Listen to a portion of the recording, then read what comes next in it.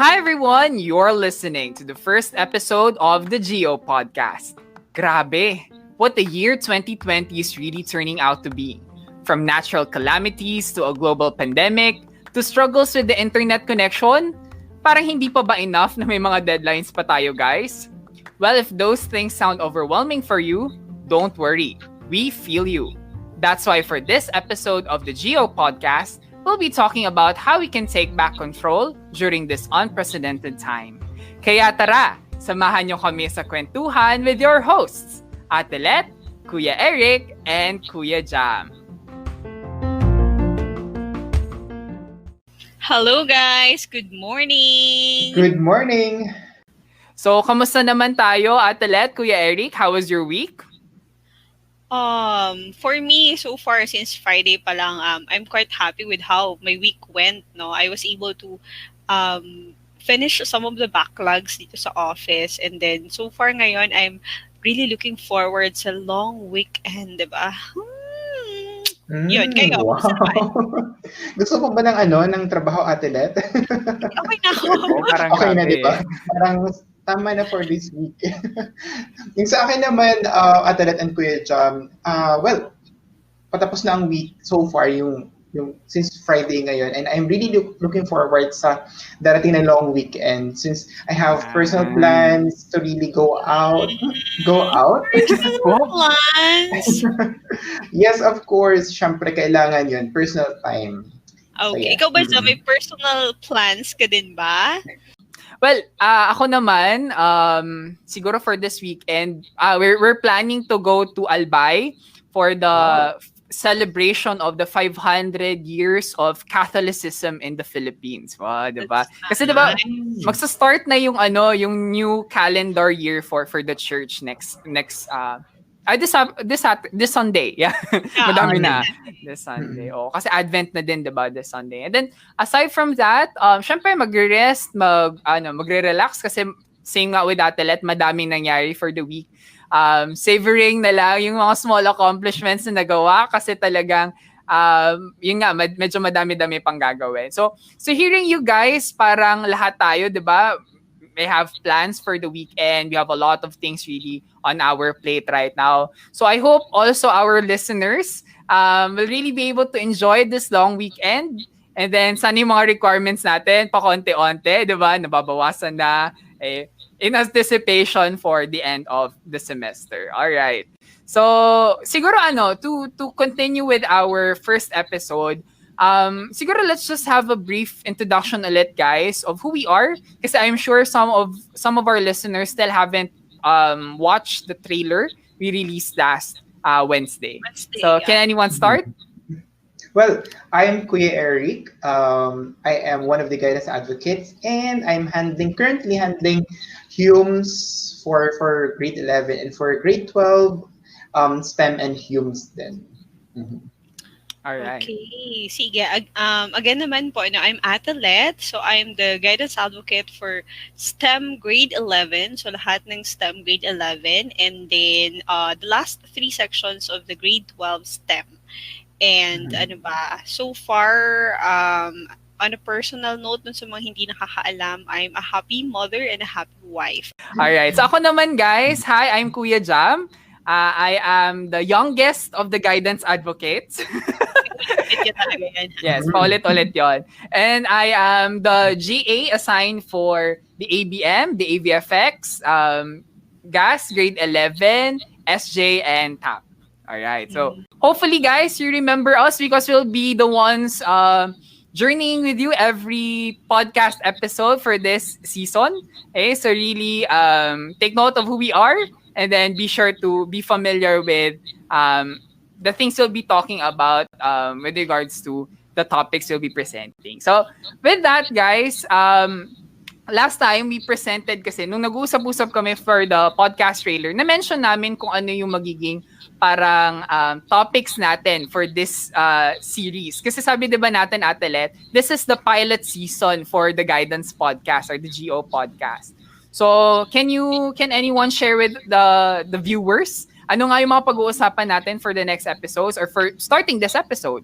Well, ano lang, parang ako lang, I just remember, no, na during the first, our pilot episode, we, so sabi namin, for this season, we'll be talking about more on resilience talaga, no. So, yan, resilience para din mas magamit natin as we go along with the challenges na binibigay sa atin ngayon ni 2020.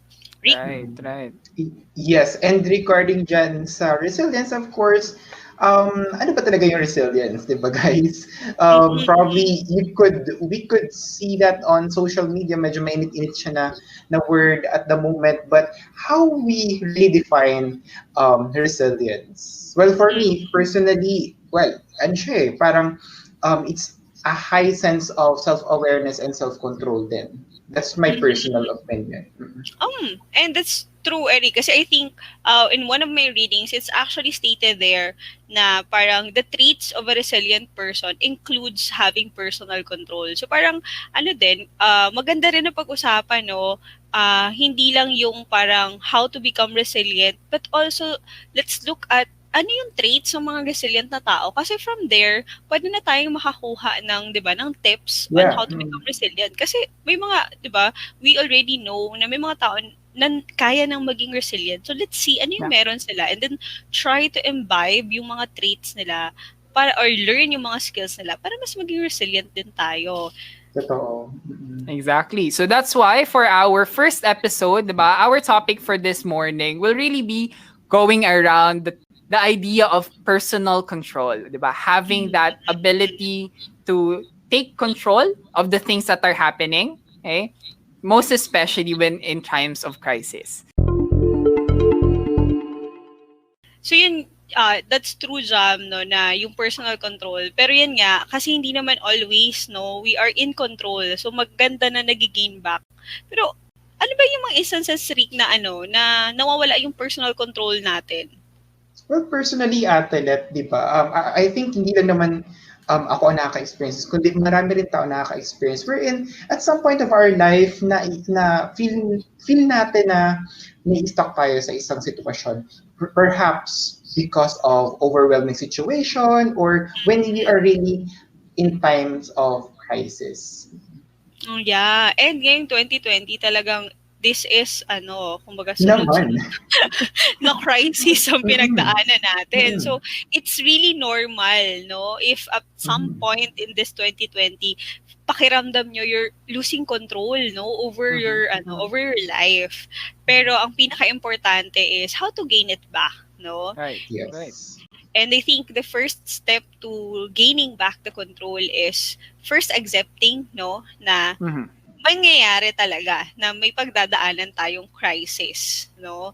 Kasi, di ba, parang nabanggit mo to, Jam, in one of our talks na parang sabi mo, ito yung parang kick-off, tama ba? Pa-elaborate na lang later, Jam. Parang ito yung sinasabi mo na kick-off para mas mag-gain mo yung control. Tama ba, Jam? Right, right. It's very important na parang yung mga bagay, we don't dwell on siguro yung pagkatumba natin or pagka-outbalance natin, but rather we be able to like see that and then from there move forward. Just to add din sa sinabi kasi ni Jam, and kasi 'di ba may mga magagawa naman talaga tayo. If we get out of balance, may mga paraan para makabalik tayo sa center ulit. 'Di ba? Yes, at I think isa dun sa mga paraan na yan yung kailangan kasi you are also aware, no, of the situation you're in. And para sa akin, parang prerequisite ng personal control, yung self-awareness mo. Kasi parang, if you are not that aware of yourself, so parang mahihirapan kang ma-spot whether you are already in the scenario na talagang parang out of control na. Parang I kept on doing things pero feeling ko hindi ito, yung alam mo yun, may missing, feeling mo hindi mo nagagawa yung dapat mong gawin. Yes. So, I think that's one thing na kailangan, no, yung self-awareness and also the awareness, no, nung sitwasyon na meron ka. Pero sometimes this is easier said than done, no.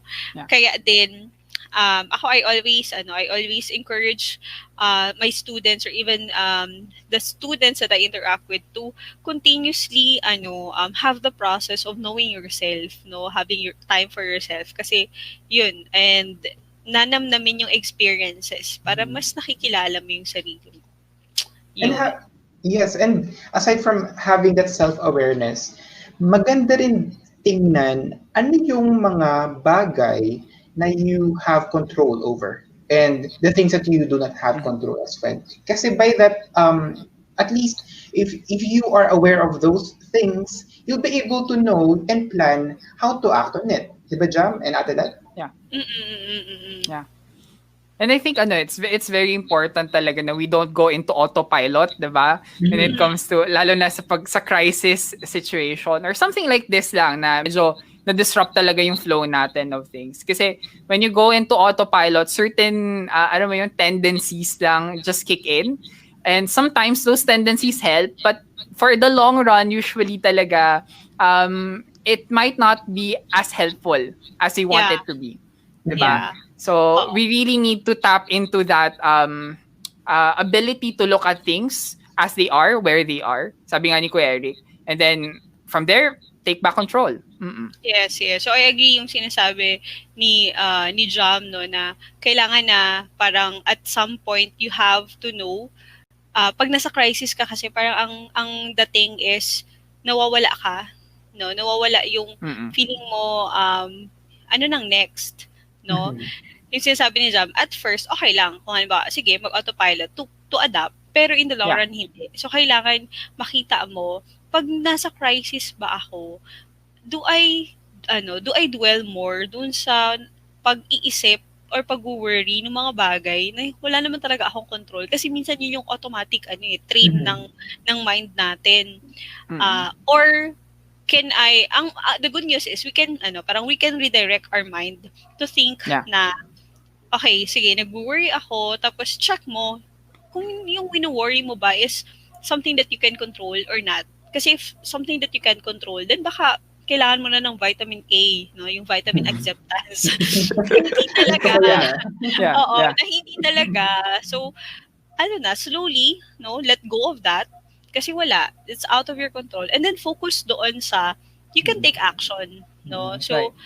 yung ganun. Para din, yung kasi autopilot minsan pag or automatic reaction pag in crisis. Mm-mm. And may mga tinatawag nga tayo, actually, there's a research that is saying na may in ego depletion, I guess, it's also Mm-mm. somehow one factor in terms of building resiliency or self-control. Kasi nga, yun nga sinasabi doon na if you are going to plan for a solution, make sure it's a long-term solution. Kasi sometimes we are dwelling on a very short-term solution and kapag lahat ng energy ay ibinubuhos lang sa isang bagay, which is hindi wala natin na pag-iisipan ng maayos, then probably we are not in the right, parang nakaka-apekto siya sa ating progress as a person. Right, right. So looking at it then talaga nandun tayo sa parang being able to incorporate certain things in the way we go about things, 'di ba? Not just because may crisis, but really because if we think about it in the long term, this will be helpful for us as we move forward in our lives. So siguro anything else pa na pwedeng parang kailangan natin incorporate. Kasi tama-tama yung sinabi Kuya, ego depletion. May mga tao din talagang alam mo yun, kaka-control, tapos napapagod ka din eh. Kasi minsan talaga, di ba, it gets overwhelming. So, what can help pa kaya? Well, I think makakatulong din yung, alam niyo, yung tinatawag natin sa psychology na growth mindset.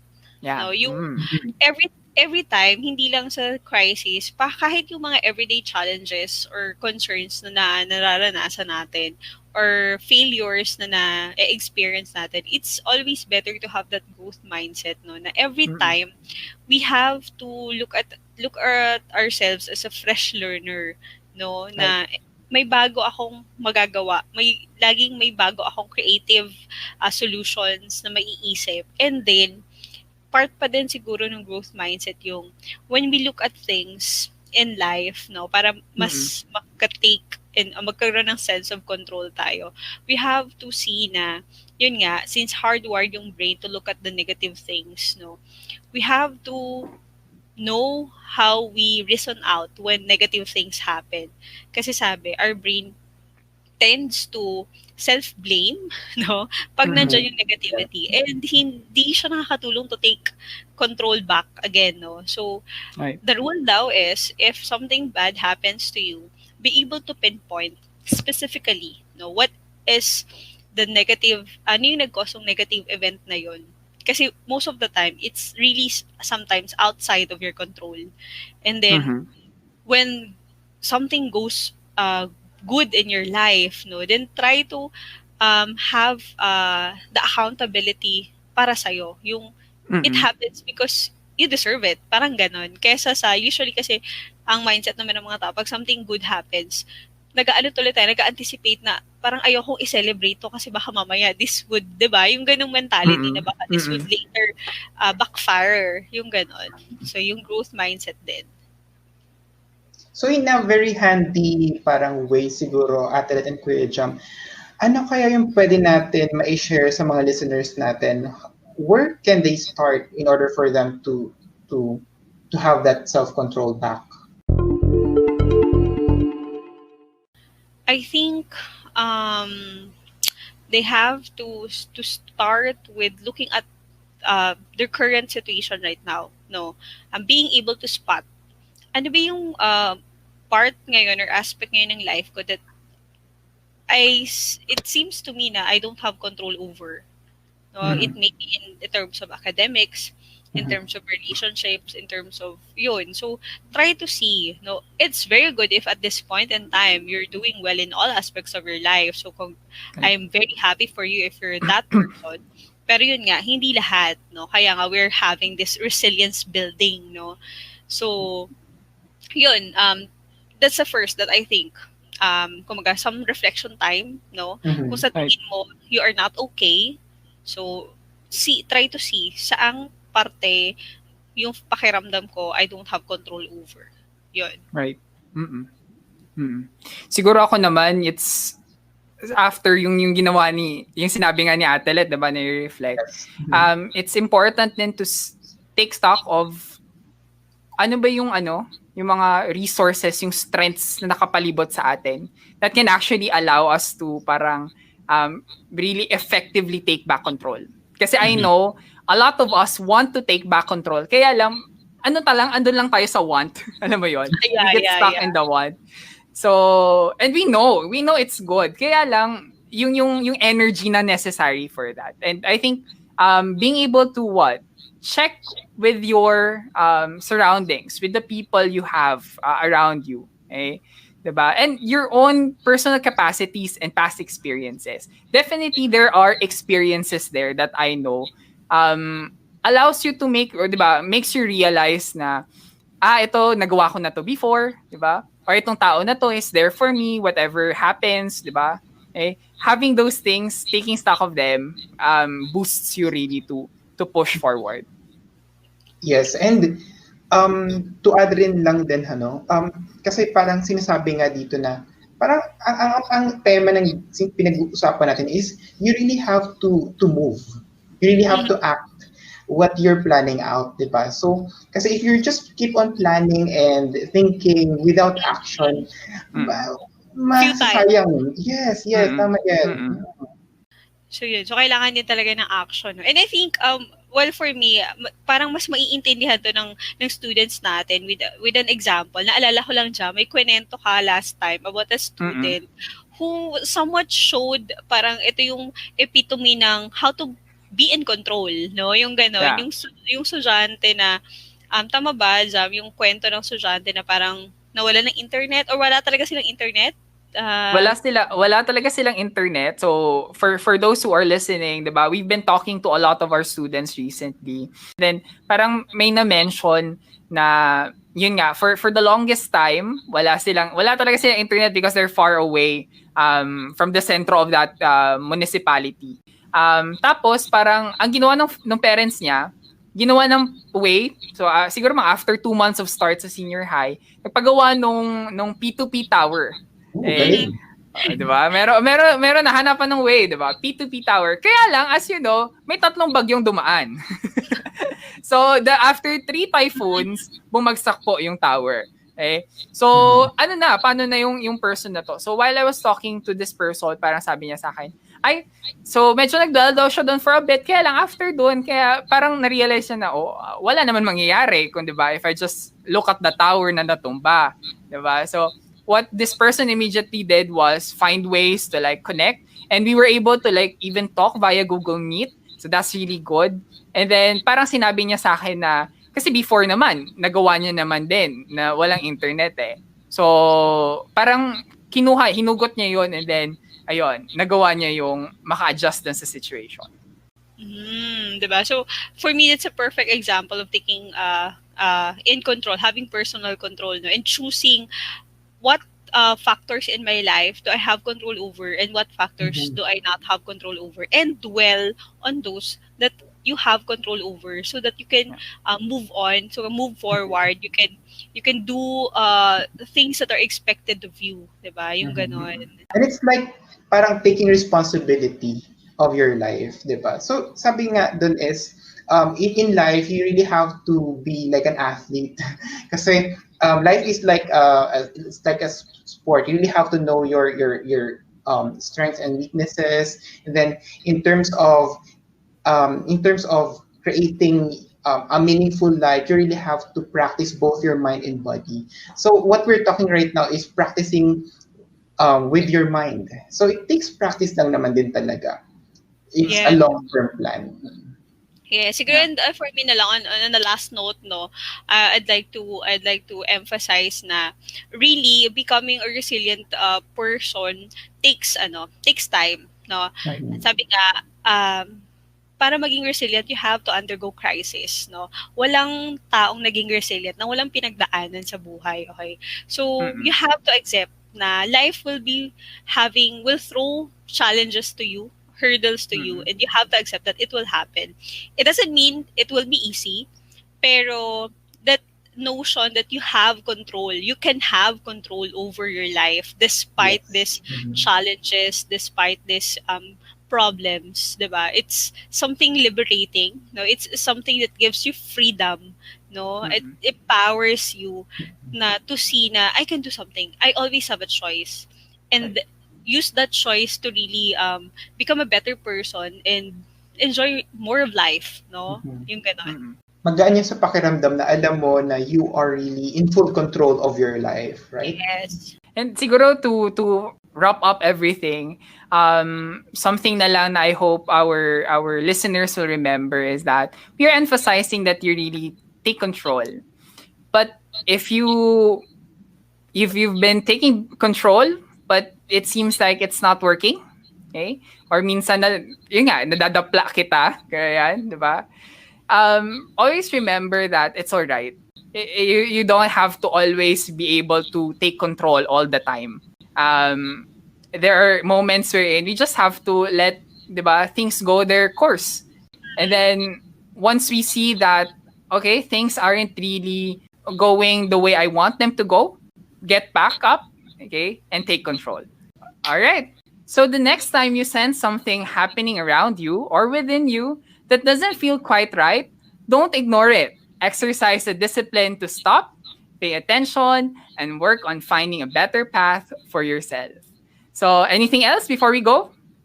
Well, I enjoyed very much our conversation this morning. So, I'm really looking forward to our next GO podcast, no? So, sana masamahan niyo ulit kami as we try to give more of our ideas and concepts on certain things that could help us become more resilient. And sana marami rin kayo natutunan sa amin, and even I learned a lot from our conversation as well. So see you soon. See you again.